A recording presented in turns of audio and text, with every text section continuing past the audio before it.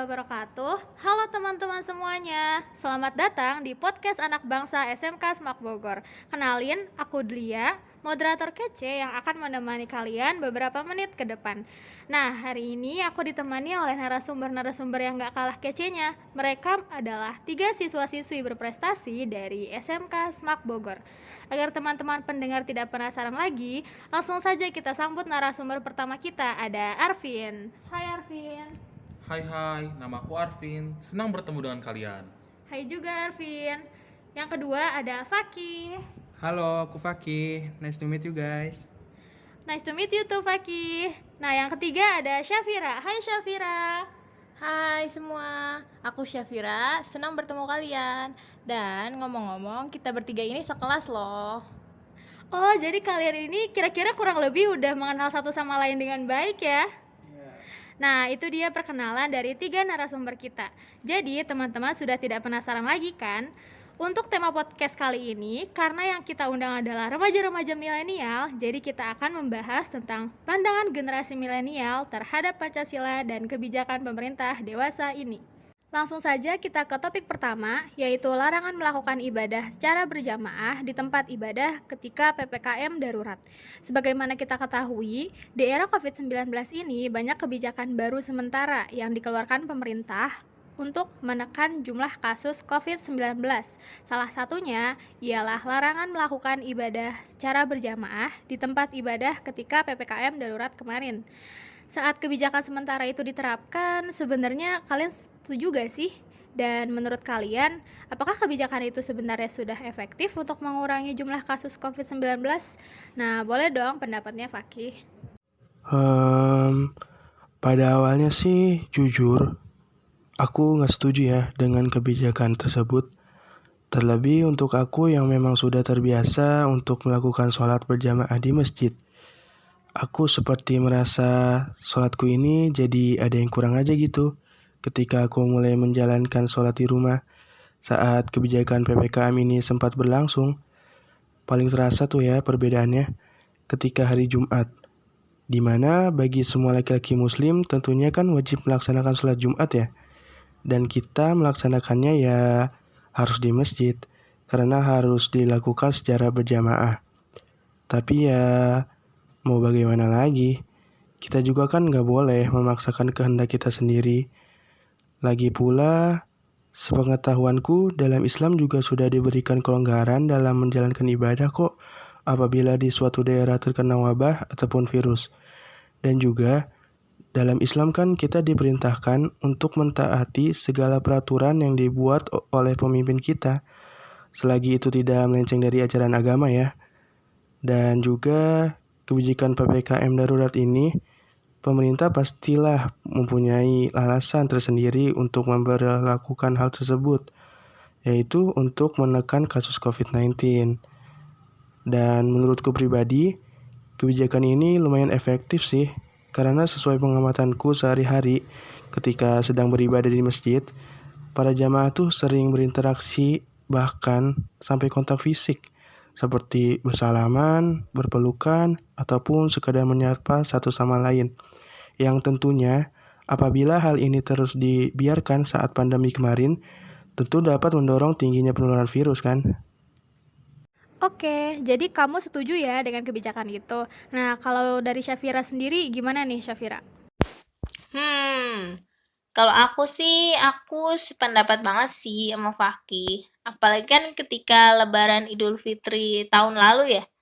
Saat itu tuh masih dilaksanakannya PPKM level 3 atau darurat ya. Jadinya tuh aku dan keluarga hanya dapat sholat id di rumah. Agak sedih sih ya saat itu, karena kan lebaran tuh dilaksanakannya cuma setahun sekali aja, setelah puasa langsung lebaran. Dan aku tuh biasanya pas lebaran sholat ke masjid bareng-bareng, langsung ketemu orang, terus langsung bisa maaf-maafan juga. Tapi setelah dipikir nggak apa-apa sih, karena kan kita juga harus mengikuti kebijakan pemerintah ini demi kebaikan kita semua. Toh akhirnya setelah semuanya sudah terlewati, kita bisa kembali melaksanakan sholat di masjid. Dan aku pikir setelah kebijakan ini dilakukan, aku juga melihat bahwa jumlah kasus COVID-19 tuh menurun. Jadi aku rasa kebijakan ini cukup efektif ya. Kalau untuk Arvin sendiri sebagai seorang non-muslim gimana nih, Vin? Jujur saja nih ya, kalau aku tuh ngerasa aneh banget tau. Karena aku yang biasanya beribadah di gereja, setelah diadakan PPKM darurat, jadi dialihkan ke rumah. Masa semuanya jadi di rumah sih? Sekolah di rumah, ini ibadah juga di rumah. Dan itu juga dilakukan secara virtual. Apalagi aku ke gereja hanya seminggu sekali loh.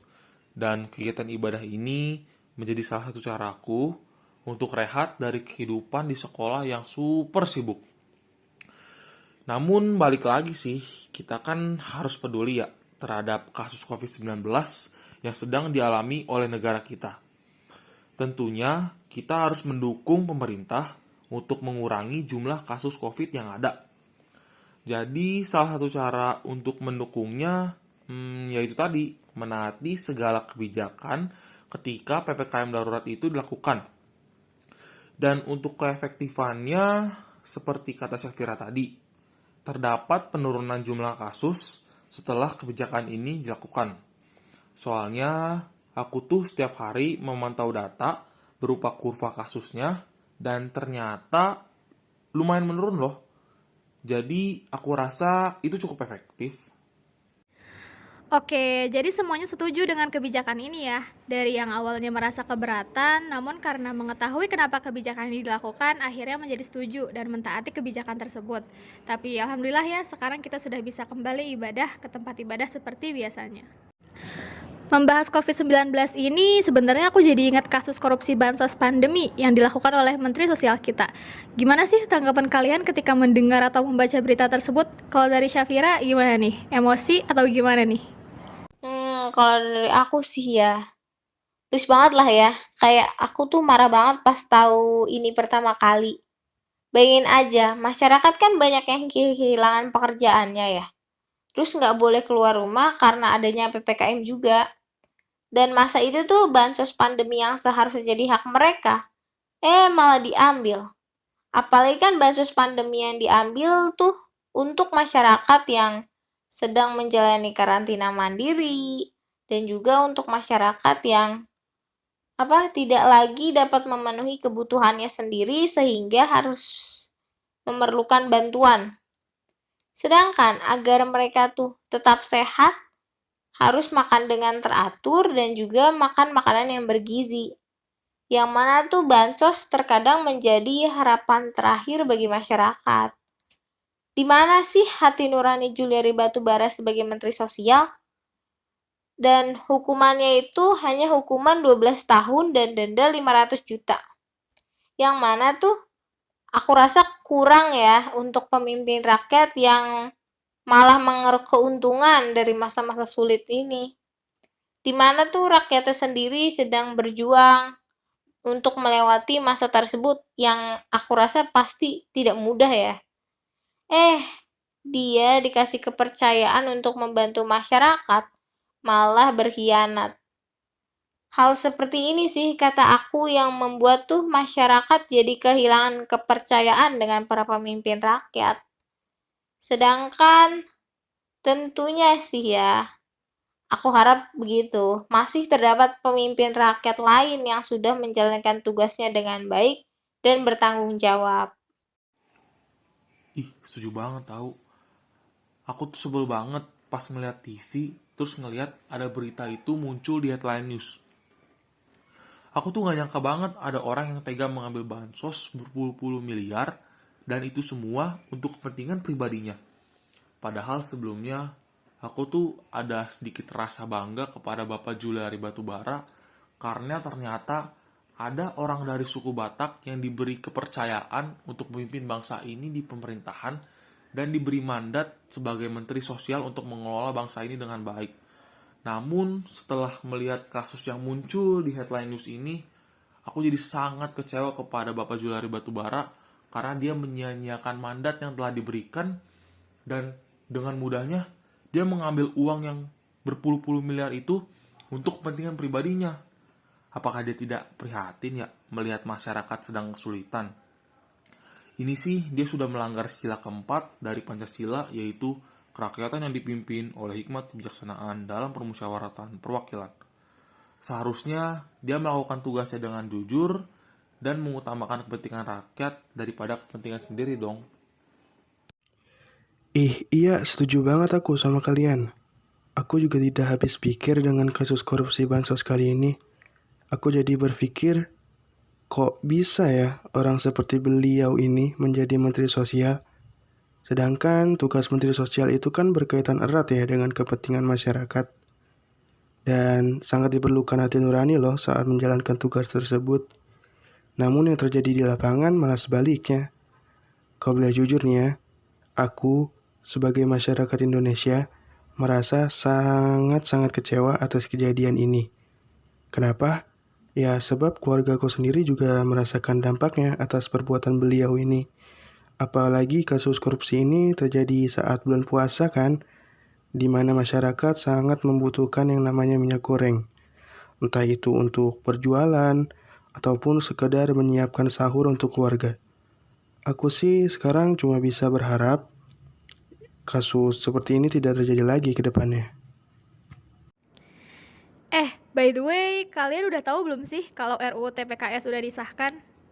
Udah. Udah. Karena semuanya udah tahu, aku mau nanya dong, bagaimana tanggapan kalian mengenai disahkannya RUU ini nih? Nah, sebelum aku ngasih tanggapan, aku mau ngasih tahu dulu kepada teman-teman pendengar mengenai RUU ini.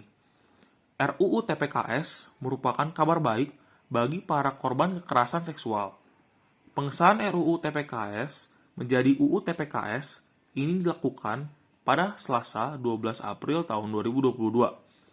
Pengesahan ini dilakukan melalui pengambilan keputusan tingkat 2 rapat paripurna yang dipimpin langsung oleh Ketua DPR RI bersama dengan 311 anggota Dewan. UU ini menjadi terobosan dalam upaya mencegah segala bentuk kekerasan seksual. UU ini juga melindungi dan membantu serta menangani para korban. Aku sih setuju banget tentang hal ini. Jadi, orang yang berpotensi melakukan kejahatan seksual berpikir 2 kali sebelum melakukan hal tersebut. Benar banget nih. Apalagi kan sekarang tambah marak ya kalau kita lihat di televisi atau media berita lainnya nih tentang kejahatan seksual terhadap anak dan perempuan. Kejahatan seksual ini aja bisa dilakukan oleh orang terdekat kita. Bahkan nih ya, aku sempat dengar ada yang dilakukan oleh keluarga korban sendiri loh. Aneh ya, alih-alih mereka memberikan perlindungan dan rasa aman, namun ternyata malah sebaliknya. Dari merekalah yang membuat rasa takut dan resah ini muncul. Nah, oleh karena itu juga aku mendukung banget ketika RUU ini tuh akhirnya disahkan. Karena tau gak sih udah 10 tahun lamanya rencana RUU TPKS ini simpang siur, tidak ada kejelasannya, dan akhirnya setelah 10 tahun disahkan sekarang. Aku sih di sini sebagai perempuan juga merasa lebih terlindungi di Indonesia. Dan dari sini kita juga melihat bahwa pemerintah akhirnya ya berusaha juga mencegah jumlah kasus pelecehan seksual yang ternyata nih ya, bahwa jumlah kasus di Indonesia tuh jumlah kasus pelecehannya cukup tinggi, terutama kepada wanita. Terakhir, aku berharap dari undang-undang ini bahwa korban dapat benar-benar ditangani dengan baik dan juga dipulihkan secara komprehensif. Baik, berarti ini merupakan kebijakan yang tepat ya. Semoga pemerintah bisa menjalankan kebijakan ini dengan baik dan bertanggung jawab. Wah, gak kerasa nih, kita udah di penghujung acara podcast hari ini. Teman-teman pendengar, jangan bersedih hati ya. Podcast Anak Bangsa akan kembali dengan tema yang seru lainnya. Terima kasih kepada teman-teman yang sudah mendengarkan podcast ini dan juga kepada para narasumber yang udah hadir. Terima kasih ya. Iya, terima kasih juga sudah mengundang kita. Senang banget akhirnya bisa berpartisipasi di podcast Anak Bangsa, ya nggak teman-teman? Betul. Hahaha, baiklah, acara kita sampai di sini. Aku Delia. Aku Arvin. Aku Syafira. Aku Fakih. Pamit undur diri. Dadah.